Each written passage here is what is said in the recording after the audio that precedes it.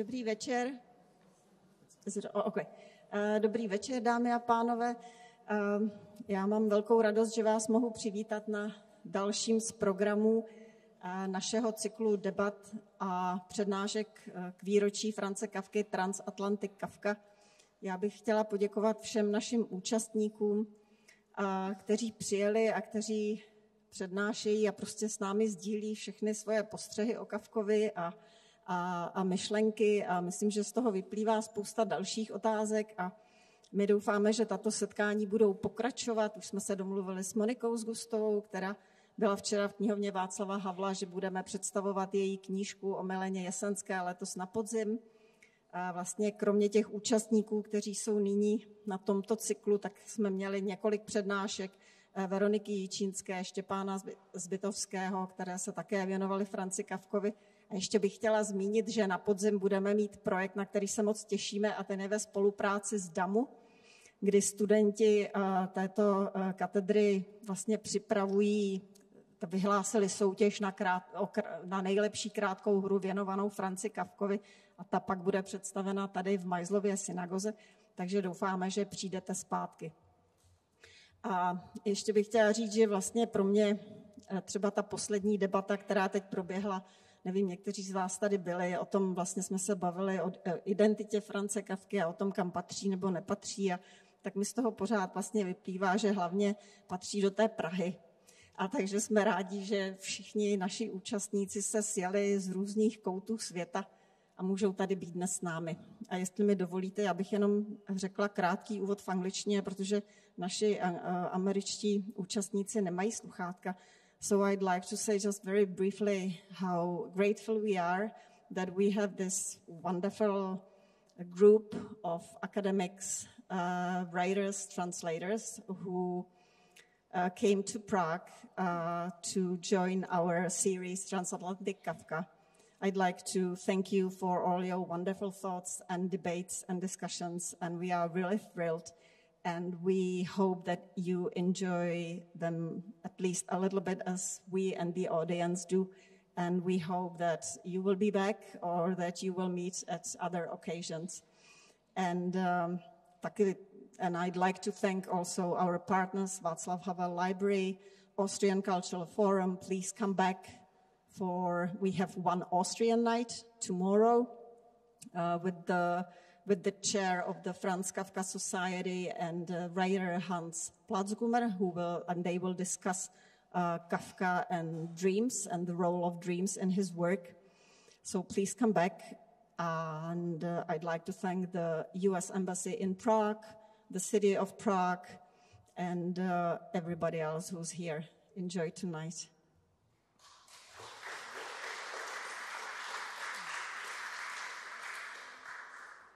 Thank you. Just one quick addition. I wanted to thank Vanessa Houghton from Schoken Books, who was the editor with Ross Benjamin on the Kafka diaries. So Vanessa, if you would just stand.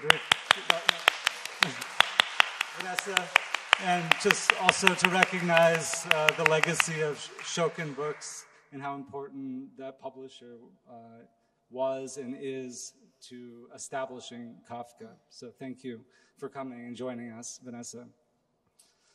Now it's my great pleasure to introduce our keynote speaker for the Transatlantic Kafka series, Merve Emre.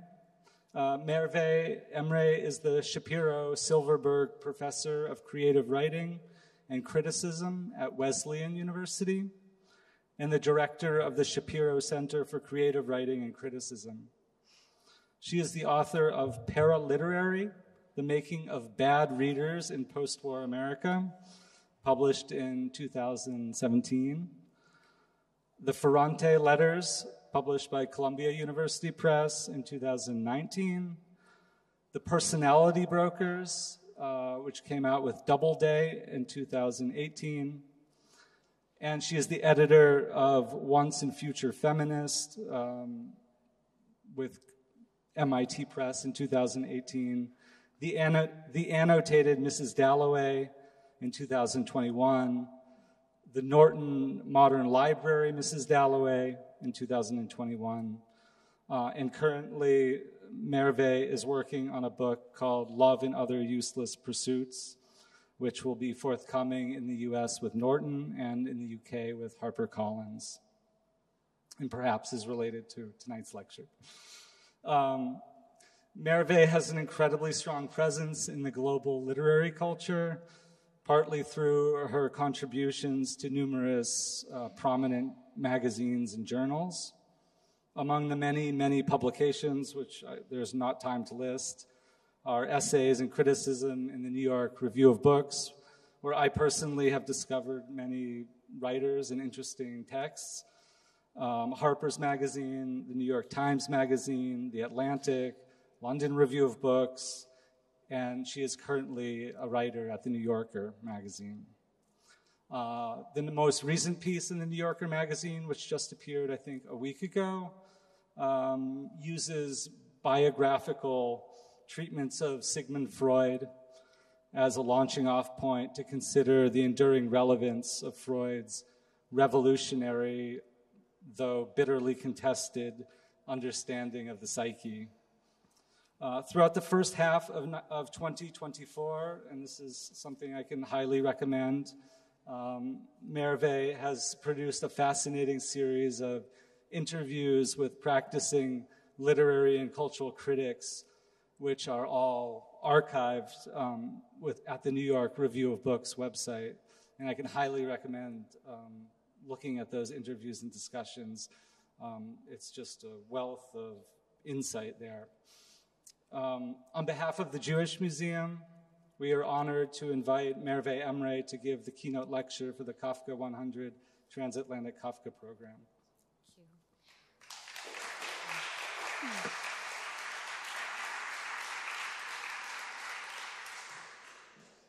Thank you. I'm going to do whatever the audio equivalent is of an eye exam for a second. So 1 or 2?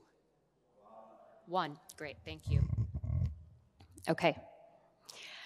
Thank you, Seth, for inviting me, and thank you so much to the staff of the Jewish Museum, especially Pavla, Anna, and our extraordinary translators and interpreters behind this wonderful glass box. Could we just give them a round, because they're the hardest working people at this conference. It has been an incredible joy to be here for the past 3 days, learning from people who I admire so much, Ross, Elif, and I just want to clarify that I am not Elif Batuman. I yesterday posted a picture on Instagram of Elif giving her talk, and my mother-in-law messaged me and said, "You look beautiful in that dress." I said, "That's not me. That's Elif." People make this mistake sometimes, but just in case. Daniel, Veronica, and Magdalena, I've learned so much from you, and I hope that this talk can be a way of continuing to think through many, many of the issues that you all have raised.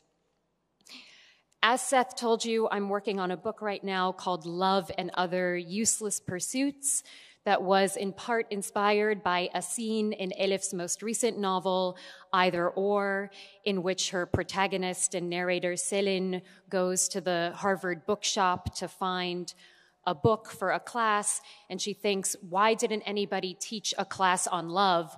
Where was that class and its books? And I thought, well, yes, what a great question. I agree with it. And I decided to write a book about a canon of literature in which both love and learning are offered up to us as particularly useless things, things that have no necessary end, things that are not obedient to market forces, and things that ultimately have to be valued for the pleasure and the knowledge that they generate in and of themselves without being yoked to any other kind of purpose. I didn't think that Kafka was going to make it into this book. There was no reason for me to think that he might. But when I was rereading the letters to Milena to prepare my remarks tonight, I found an extraordinary letter in which the two of them argue about the uselessness of what they are doing. And I thought, okay, great, this talk can potentially make its way into love and other useless pursuits. So that is my framing for you tonight. So this talk proceeds in 3 parts. The advertised title of this talk, Kafka and Love, is the result of a misunderstanding.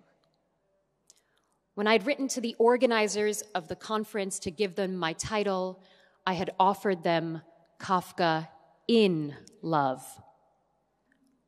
Who knows when or how in turned into and, but I was surprised by how deeply it affected me.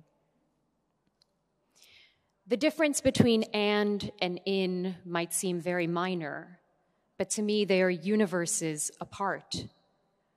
Grammatically, the conjunction and joins together 2 or more entities that are not the same, and assumes the separateness of what it joins, love and marriage, for instance, or man and wife, and assumes that there can be a Kafka without love, and that there can be love without Kafka, that there can be a Kafka before love and a Kafka after it, too.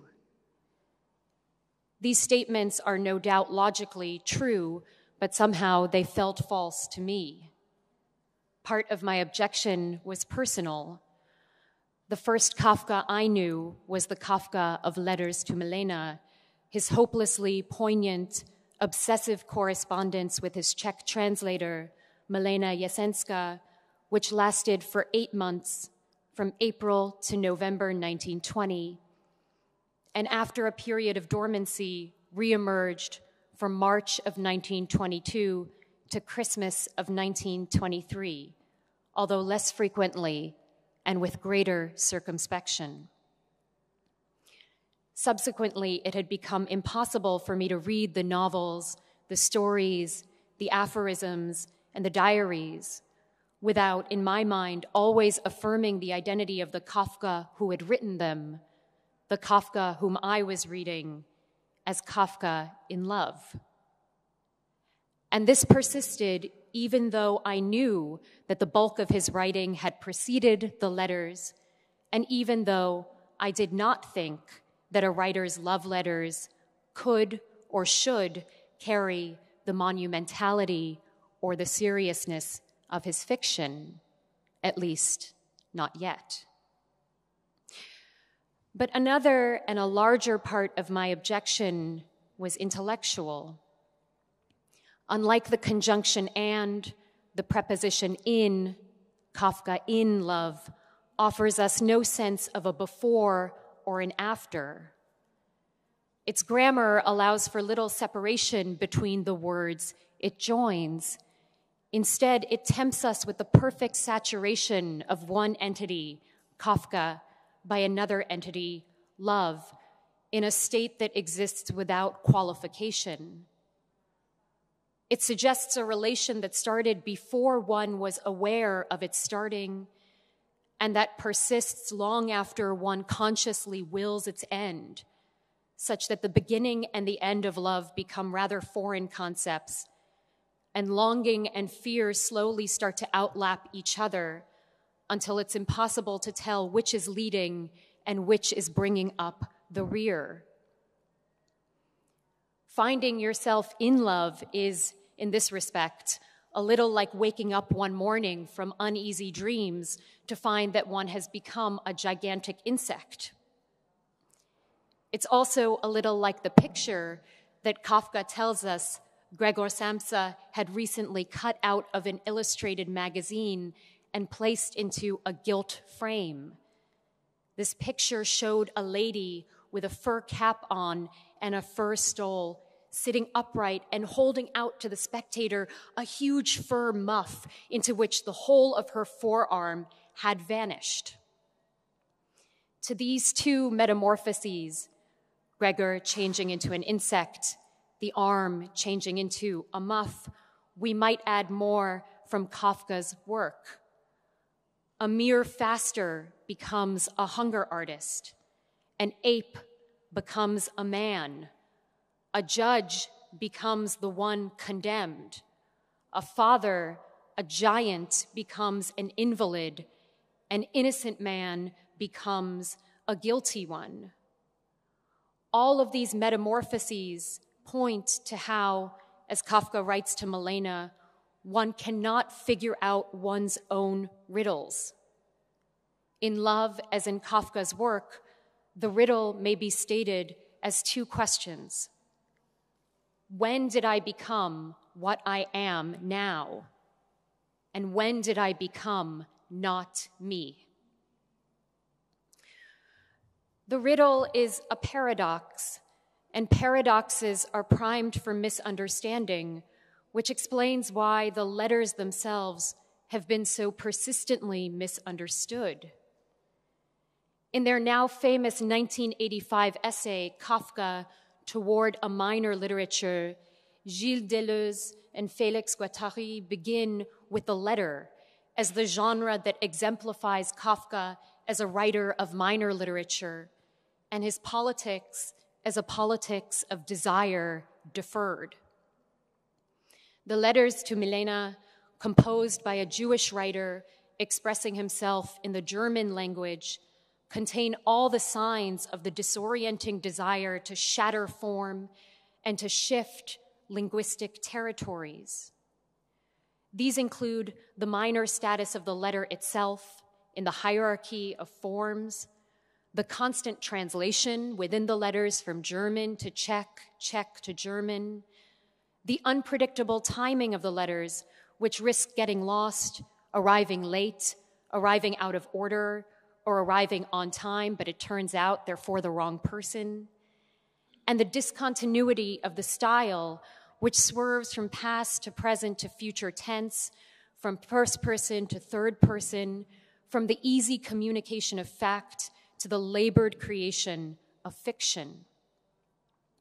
Yet the content of the letters, the actual intimations or expressions of love, wrongfoot Deleuze and Guattari from the start of their essay. They are at once prurient and prudish and remarkably unconfident in their own ability to understand what on earth is going on with Kafka in love. They begin with an accusation. There's always a woman somewhere in view in the letters, they observe. They try to puzzle out what the view of this woman may be, but they cannot. And their own language starts to break down into unanswered questions, fragments and half-thoughts. Substitution of the love letter for love, deterritorializing love, substituting for the greatly feared wedding contract a diabolical pact. The letters are inseparable from such a pact. They are the pact itself. How can one attach girls to oneself by writing? Deleuze and Guattari's answer is a series of Gothic metaphors, each more lurid and violent than the ones that precede it. They claim that the letters are a net, a spider's web, built to ensnare their recipients. They claim that the letters are bats, which live in the eaves of a forbidding castle and swoop down through mist and darkness to alight on the necks of innocent, unsuspecting women. They claim that letter writing is a vampiric act, a bloodletting by a person they call Kafka Dracula, a thin, anemic specter who stays awake at night and by day shuts himself up in his office coffin, where he converts the life force of a woman into creative inspiration. They claim that the Kafka who writes in love is a wholly different entity from the Kafka who speaks in life, a duality that Kafka uses in a perverse or diabolical way, they insist. Between him and his women, he stages a truly Kafkaesque love story, they claim, a grasping and melancholic attachment that prizes stasis over movement, distance over closeness, and perpetual estrangement over the surety and the finitude of belonging to another person or people.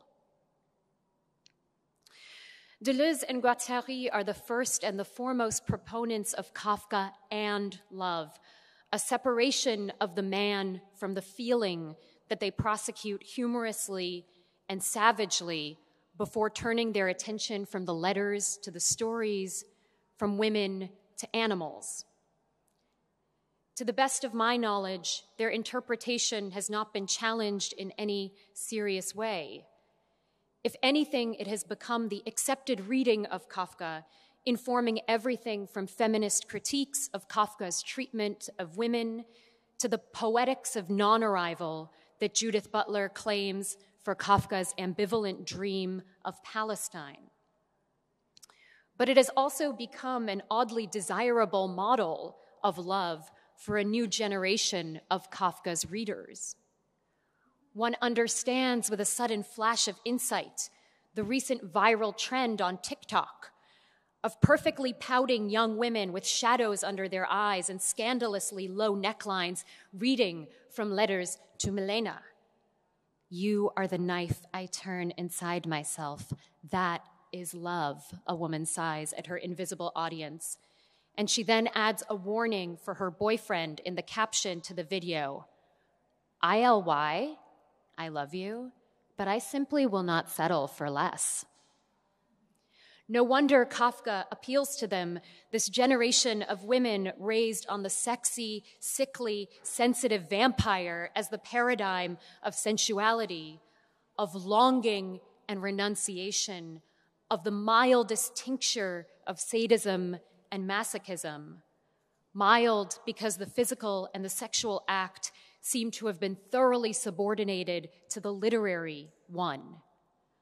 Whatever pain that may result from a letter seems oddly disembodied, an unreal phantom pain, a pain that is merely psychosomatic, as Kafka believed his coughs to be, wrongly, of course. I find all of this very hard to square with my own affection for Kafka, which the writer and the translator Lydia Davis has articulated with a wonderful frankness. Kafka is lovable, she has insisted. By this, I think Davis means not just that Kafka is deserving of love, but that the love he deserves, as well as the love that his writing offers or models, is no more transcendent or destructive or inhuman than the love of us lesser luminaries who are also beholden to longing and fear, who are also sadistic and masochistic by turn. What else about me could be more lovable, Kafka asks Milena. In their later letters, they debate what it means for people to possess or to lack the strength to love. Perhaps their strength to love consists solely in their ability to be loved, Kafka writes. When one of them says to his beloved, "I believe you love me," it's actually something completely different and much less than when he says, "I am loved by you." But these aren't really lovers. They're just grammarians.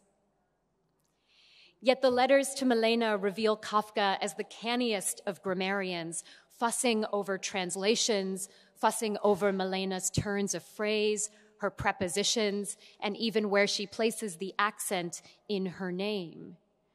He knows, as she does, that surface misunderstandings are often preludes to a rich sense of understanding. And he seizes on the great dialectic possibility of pursuing a misunderstanding down the burrow, about chasing something so wrong that it feels right, or at least something so wrong that it can lead us to what is right.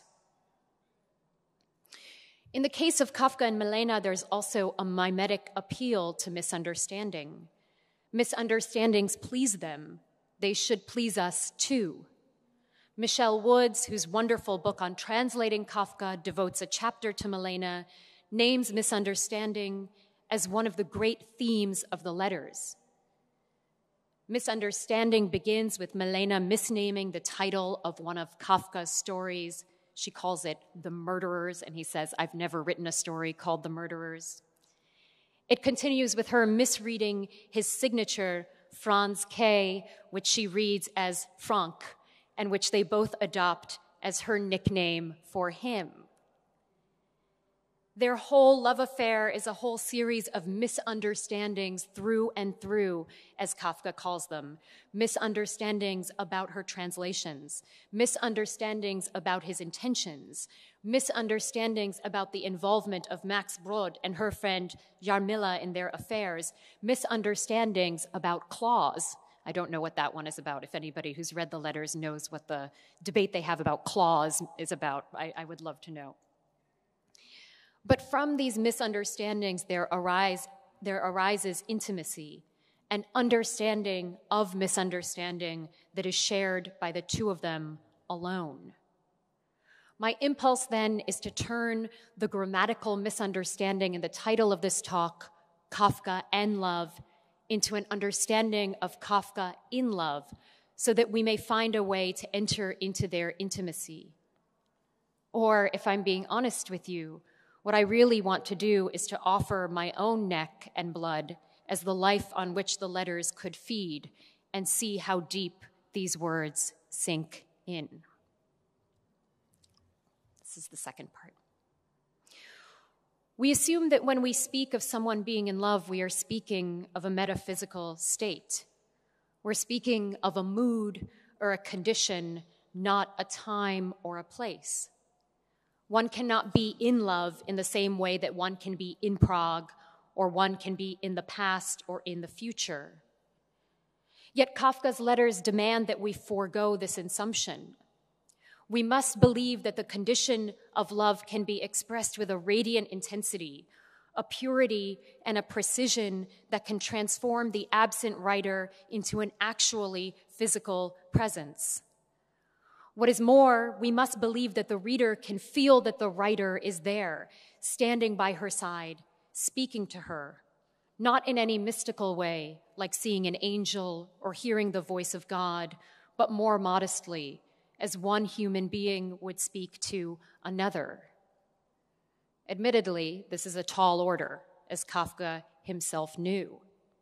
He writes to Milena, "Here is the world which I possess, and I'm supposed to leap across to there, to you, just for the sake of some black magic, some hocus pocus, some alchemy, a philosopher's stone, a wishing ring? Away with it. It makes me dreadfully afraid." But there are moments when the fear and the disbelief could be overcome with the enchantment of even a single word. In a particularly moving letter, he writes, "Thank you for the nevertheless, a magical word which enters my bloodstream directly." There is, in other words, a thrilling and a terrible felicity in the writing of love letters. By felicity, I mean that a person's words can be formed and delivered under conditions that bring about some change in the relationship between the person who speaks or writes and the person or the people who listen to or read those words. The plainest example is the wedding vow, "I do," which marries people to each other. But unlike the simplicity of the wedding vow, the felicitous speech of lovers, the speech by which each can draw the other into his or her orbit, is rarely so direct. There is nothing felicitous about the utterance, "I love you," which is a cliché, a triviality, and largely a disappointment. Indeed, the most deflating moment in Letters to Milena might be the only occasion when Kafka writes these exact words, "I love you," after promising that he won't, in a letter of August 9th, 1920. He writes, "Because I love you," and he follows it up with a parenthetical. "You see, I do love you, you dimwit. My love engulfs you the way the sea loves a tiny pebble on its bed, and may I be the pebble with you, heaven permitting." The first part of that sentence, the saccharine part, "because I love you," lays bare what is most effective when it's kept veiled. And the second part, what's in the parentheses, recognizes the great inadequacy it's a Freudian slip on my part, the great inadequacy and the embarrassment of I love you, and insists on atoning for it with laughter. You see, I do love you, you dimwit. My love engulfs you the way the sea loves a tiny pebble on its bed, and may I be the pebble with you, heaven permitting.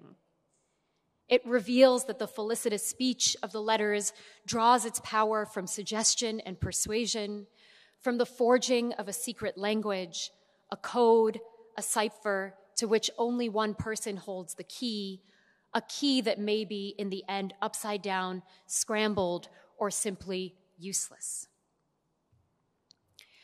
At the heart of their secret language lie two terms entwined around each other: breath and voice, the air and the music of all human intercourse. The difficulty of breathing was the subject of Milena's two essays from 1920 on big city types and Vienna.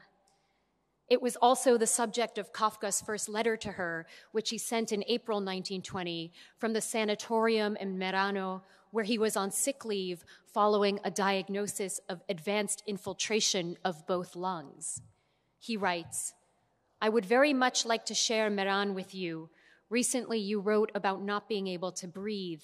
That image and its meanings are very close to one another, and here both would find a little relief."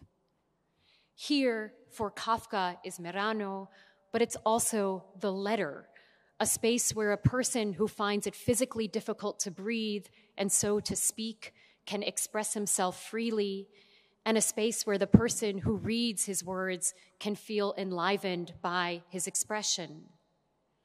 This intake of breath is quickly followed by the arrival of a voice.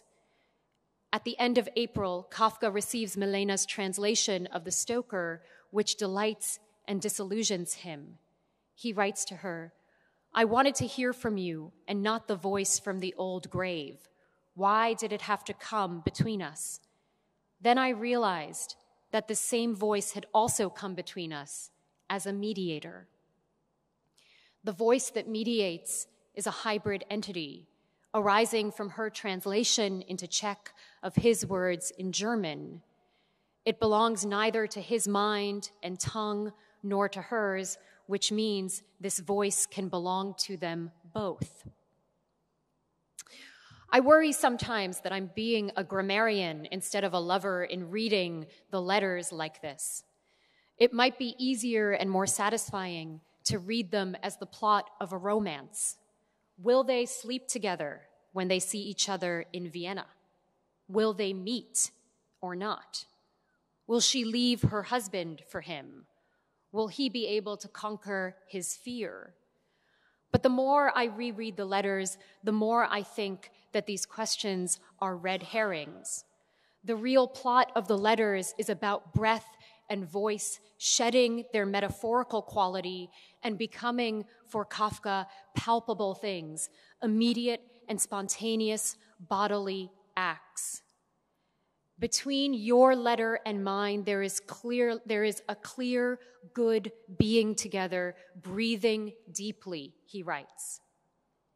And the voice that mediates between them is spoken into your left ear, Milena, he tells her, while you are slowly, unconsciously turning from right to left toward my mouth.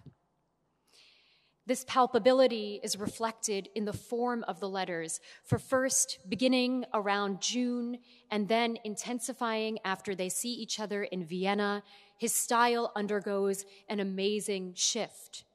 He speaks only in an insistent present tense, as if to erase with her the past that they might have had before they met each other. That is past and should remain deep in the past, he writes, after recalling a time that he had encountered her husband at a cafe.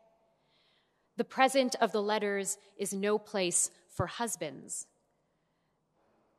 There should be no life to narrate prior to the arrival of the mediating voice.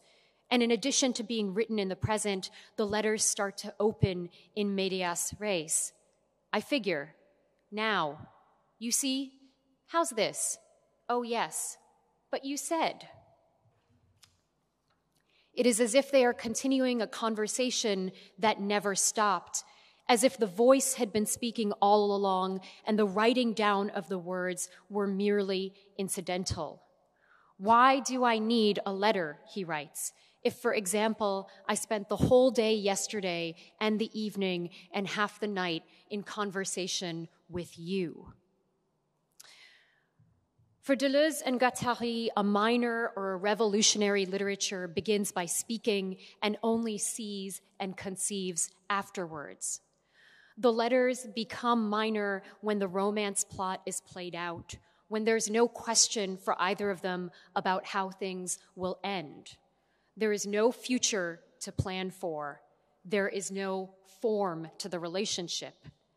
There is no way to go beyond the letters, as Kafka puts it. There is only the present tense of reading and writing. This is the moment when the letters become truly revolutionary, although in exactly the opposite way that Deleuze and Guattari imagine. The letters do not split the subject who writes and the subject who speaks. They make them one. In the beginning, writing to Milena was something that Kafka could do in a state of calm. Now the presence of the voice that mediates between them disorders him. He is vulnerable, ungrounded. He is like an exposed wire, he says, erratic, capable of touching and being touched, and emitting a raw shower of sparks that will first illuminate, then blacken whatever they come into contact with. I literally start to shake as if under an alarm bell, he writes to her. There is nothing vampiric about this intense concentration of the physical and the psychic, of this agony and this ecstasy. It is too human. And its humanity is affirmed by its danger. The fact that it is possible for writing to a lover to be pure anguish and to cause incurable anguish, to make you cough and bleed and lose sleep and hallucinate, and to make it possible for writing to transmit these ailments to the other person. Is it my defect that they found in your lungs, he asks Milena, when she too has coughed up blood. The subject in love is a subject shattered into formlessness, searching for a form that can express this perfect coextension of the mind into the body. Of Kafka, Milena writes to Max Brod, he is like a naked man among the dressed. Everything he says and lives cannot even be called truth. Actually, it is predetermined being in and of itself, being with nothing added that might allow him to distort his picture of the world. If love is the purest and most agonized offering of being in and of itself, being with nothing added, then all of Kafka's writing aspires to be the writing of Kafka in love. All his fiction wants to conjure up the ability to be humanly and physically present within the word, to have one's entire being, one's entire life concentrated within the thought that is carried by language, the unliving marks on the page. Or, as Kafka puts it in a letter to Milena, he wants to live inside this very special tension which keeps suicide suspended. From that tension, there arises the maddening closeness of Kafka to us, a closeness that overlaps with the great distance in time and space from which he addresses us. As Walter Benjamin wrote in his reflections on Kafka, one can virtually hear Kafka speak. It's precisely this asymptotic relationship between the virtuality of writing and the physicality of speaking that the fiction chases, but that only the letters claim to transcend.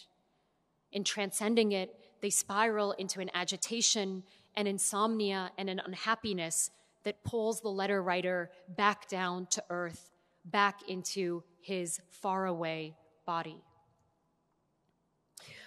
Letters to Milena begin with the evocation of breath and voice. They end with these tropes too. The first ending in November 1920 is initiated by Kafka, although at Milena's behest. He hears in her letters, he claims, her irresistibly strong voice, literally your voice, calling on me to be silent.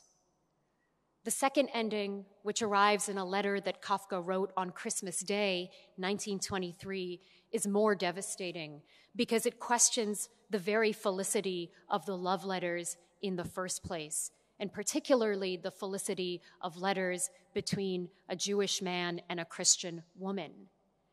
Can one literally hear a voice in writing?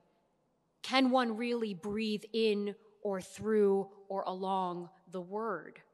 Or has this been a dream, an illusion, a state of temporary insanity all along?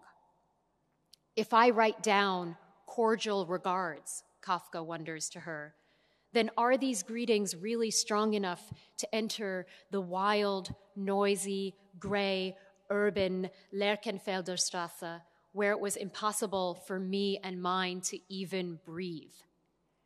Yet because this is Kafka, the impossibility does not stop him from sending his best regards. They carry within them the possibility that they might be heard, that they might be felicitous, that they might deliver breath. And now my best regards after all, he writes. What does it matter if they collapse at your garden gate? Perhaps your strength will be all the greater. The final letter, then, is not a breathing together, but a gift of breath from one person to another. It's like the breath held by children when they drive through a tunnel, wishing through the burn in the lungs, desperately searching for light in the dark until the moment the light arrives and the child exhales hard, as if the sudden, triumphant, inarticulate rush of breath at the end would awaken a person somewhere in the world to whom the wish had been granted. The dread fear of marriage is, strangely enough, the fear of becoming a happy or an unself-consciously divided subject with a certain immunity to language. One can bumble quite absent-mindedly through marriage. Perversely, perhaps, one marries to license such absent-mindedness, to not always hear and to feel the pull of another person's voice and breath. I think of George in The Judgment, sitting at his writing table after he has written a letter to his friend informing him of his engagement. He barely acknowledged with an absent-minded smile someone he knew who greeted him from the lane as he walked past. It is hard to be electric, to be unsure, to destroy one's nights, to feel horribly alive day in and day out. Marriage might be the true Faustian pact. Behind its I do, one hears a different vow. You be here so that I may be wherever I want.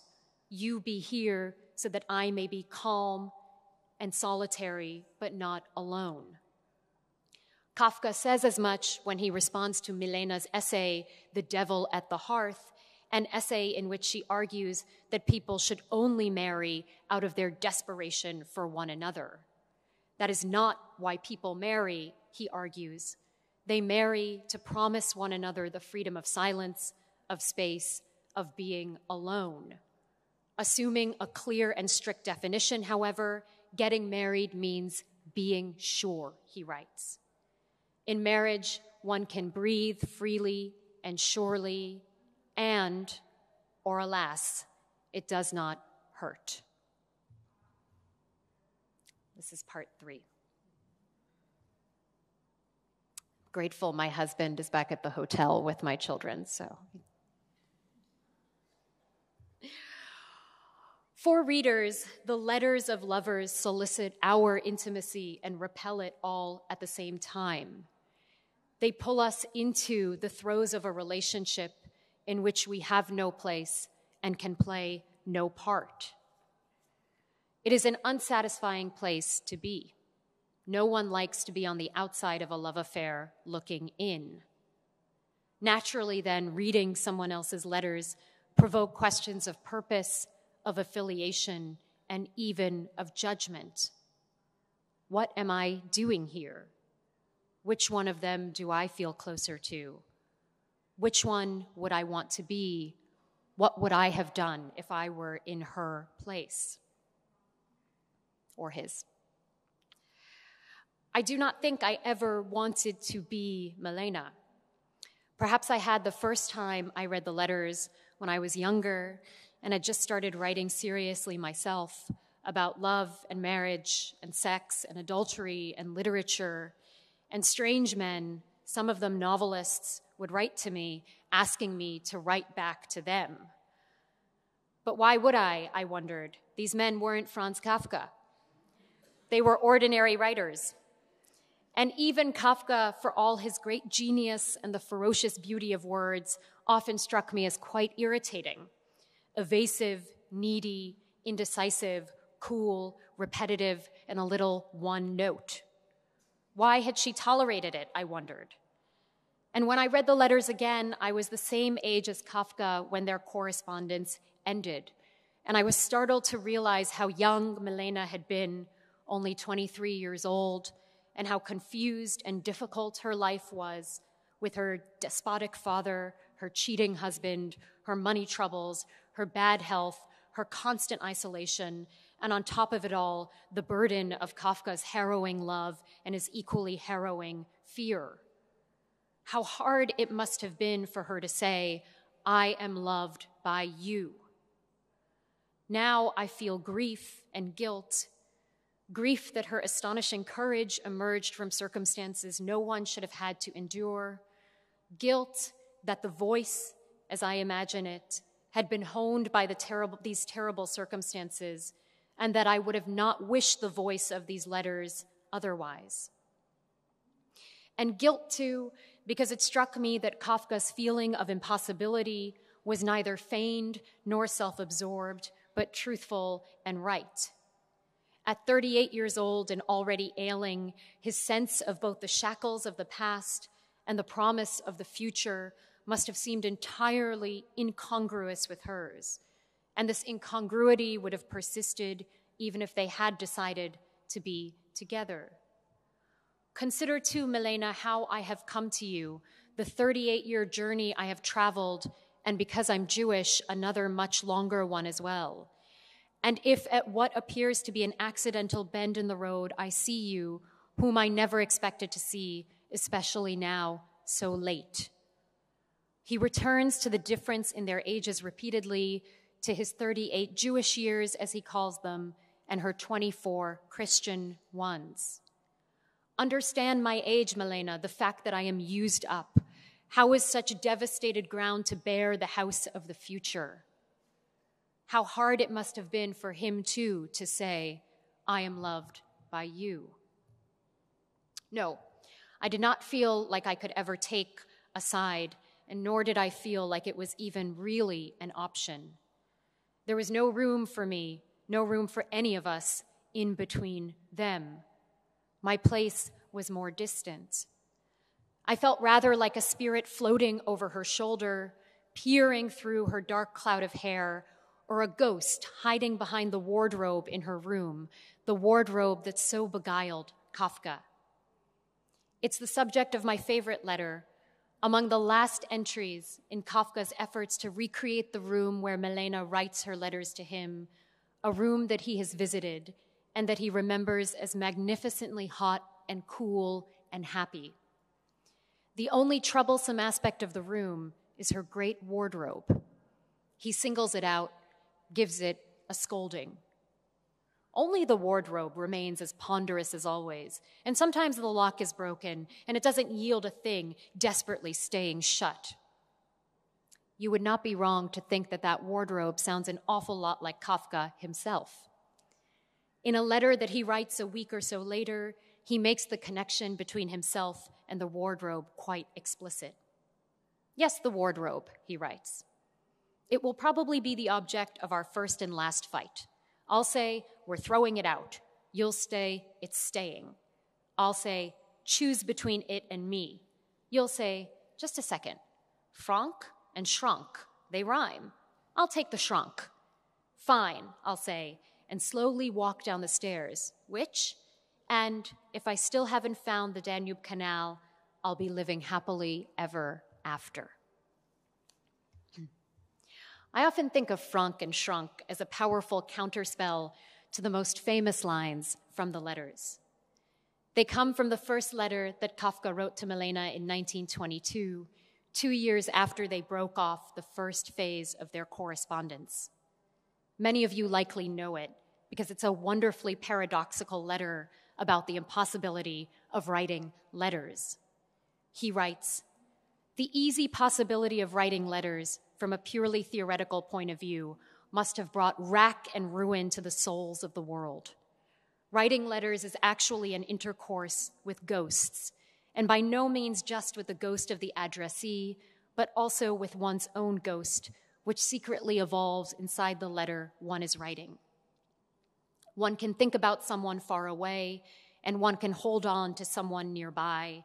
Everything else is beyond human power. Writing letters, on the other hand, means exposing oneself to the ghosts who are greedily waiting precisely for that. Written kisses never arrive at their destination. The ghosts drink them up along the way." Yet there's an addendum to these lines that is almost universally ignored. The ghosts are also exposed by the exceptions, Kafka writes, for it sometimes happens that they let a letter get through untouched. When this happens, the letter arrives like the light, kind clasp of a friendly hand, and the ghosts are exposed at the very moment they are exiled from the scene of intimacy. There's a wonderful mystery in the idea of the untouched letter arriving like the touch of a hand. It's a mystery that is exemplified by the letter about the wardrobe with its witty stage dialogue, its rhyming joke about Frank and Shrunk, and its darkly charming ending, half suicide note, half fairy tale. If I still haven't found the Danube Canal, then I'll be living happily ever after. Laughter is the most felicitous offering of any letter, perhaps the most felicitous offering of all literature, the closest we can get to the clasp of the hand that is not there, to holding someone who is far away or feeling their touch on us. Laughter is a very peculiar product of writing and reading. The eye sees first one letter, then the next. The mind synthesizes these letters into a word, these words into a sentence, and it recognizes in the sentence a pun, an allusion, a riddle. The delight when it begins is involuntary. Sight gives way to sound, to voice, to breath.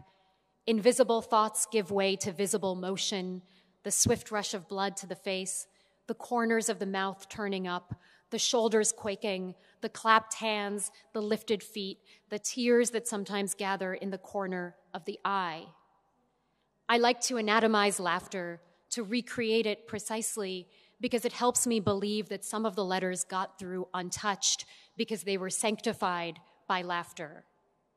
One laughs in the face of a ghost and ceases to be afraid of it. Perhaps one stops believing in it altogether. And this ghost, the reader of the future, who laughs upon reading the letters, is recalled to herself here in the present, where she may marvel at these two people, these humans, laughing together in the past. Substitution of the love letter for love, asked Deleuze and Guattari. They never answer their question, but I think the answer has to be no. There can be no substitution of love letter for love. They are one and the same, and nowhere are they more faithfully wedded than in the act of laughing with and through one's desire. You're taking all my stupid jokes in earnest. I just wanted to make you laugh a little, Kafka chides Milena in June of 1920. Only when the laughter fails or dies do the letters become kisses for ghosts, and only then does Kafka begin to count himself as one of them.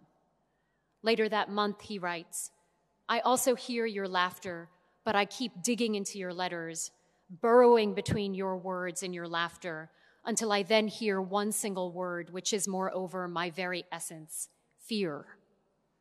We can follow him into the burrow, and find fear waiting there. But even down there, we can still hear the echo of laughter. It continues to chase the ghosts away. Thank you.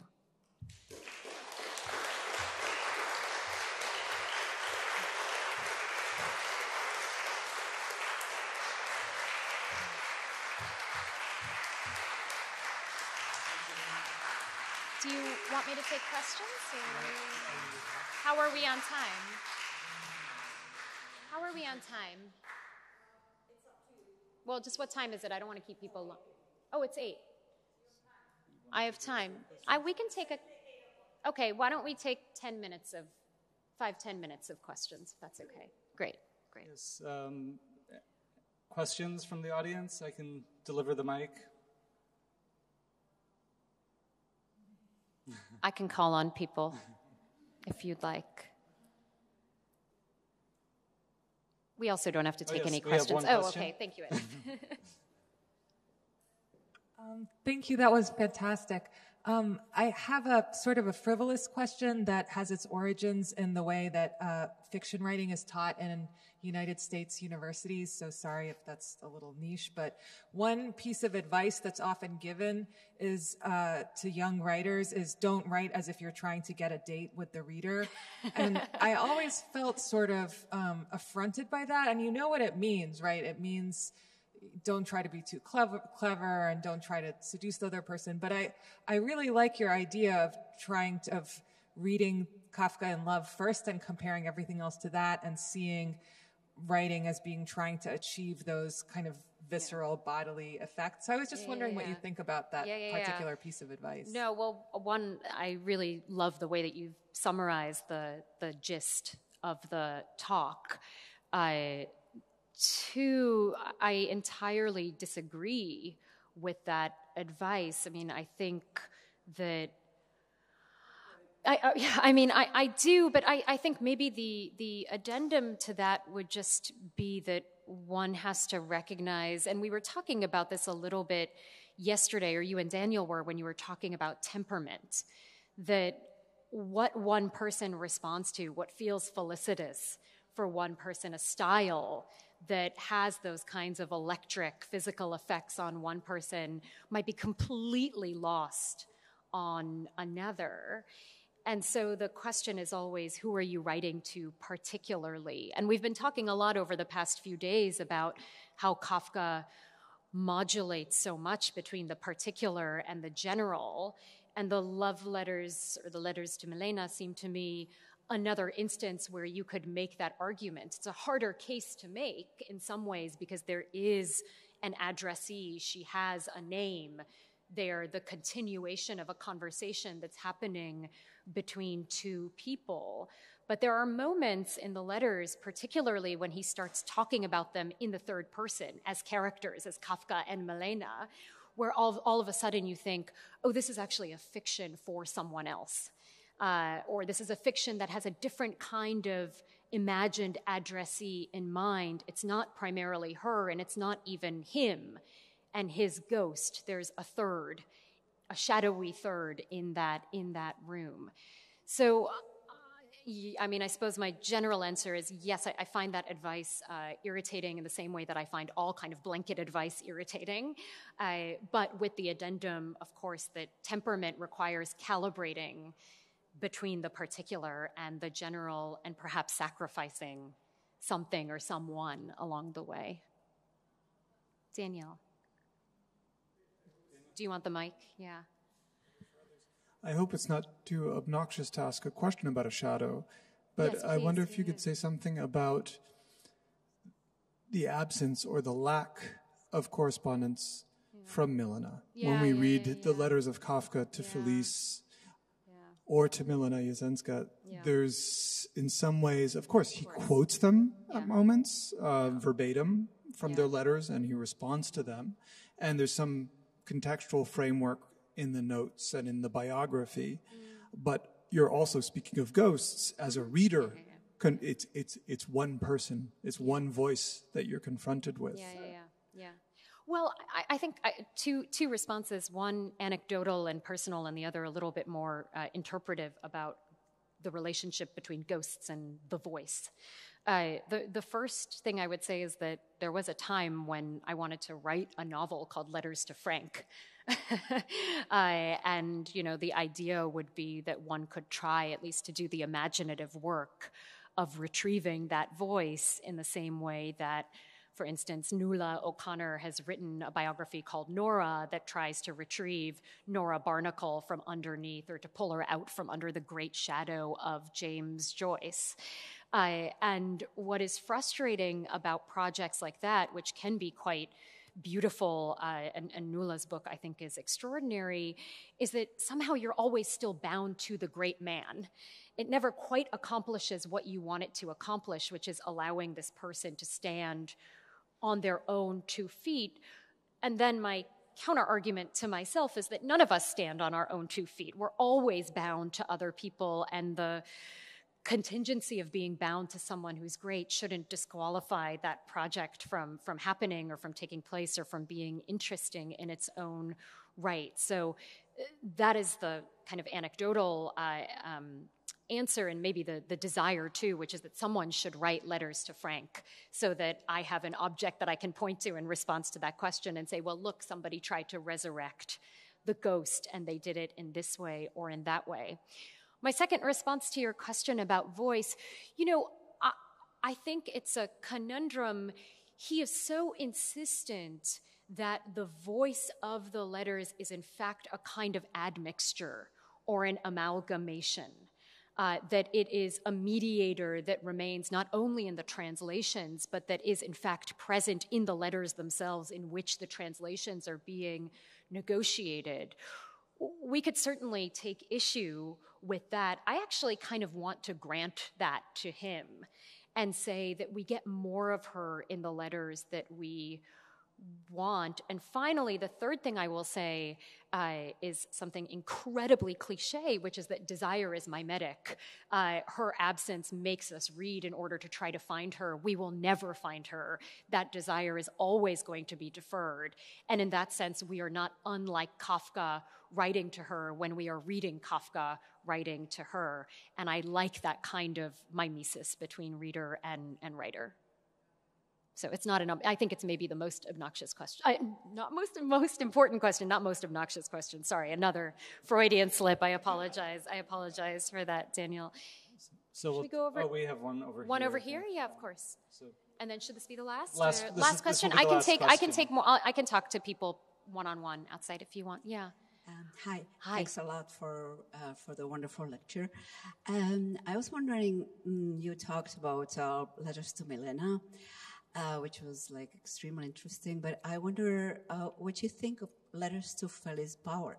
Oh, how you would compare them? Would there be less passionate, or would there be not Kafka in love, or what? Yeah, I'm laughing and I'm looking at Ross because he and I have been talking about this for the past few days. I find those letters incredibly boring, and I really struggle to get through them. In part because, well, I think there are two reasons. One, because Milena is his translator, there's so much kind of language play. There's so much negotiation of the work that they are doing together in those letters. And I actually find that, and this might just say something about me, I find that infinitely more interesting, or I find it an absolutely necessary supplement to negotiating the emotional or the psychodynamic aspects of their relationship. And I don't find that in the letters to Felice in the same, I just don't find it there. And so I think that's one of the reasons I find it unsatisfying. I also think he's crueler to Felice. I think in some ways what Deleuze and Guattari write about the kind of vampiric and the exploitative applies better maybe to those letters than it does to the letters to Milena, where he's much more kind of tender, and they say courtly. It's not the word I would use, but certainly tender and respectful. So yeah, I have a strong preference for these letters, and a strong preference for using those to think about Kafka in love, and to bracket the other letters as Kafka in some other milder state of like or of attachment. So thank you very much. Thank you. Thanks everyone for coming.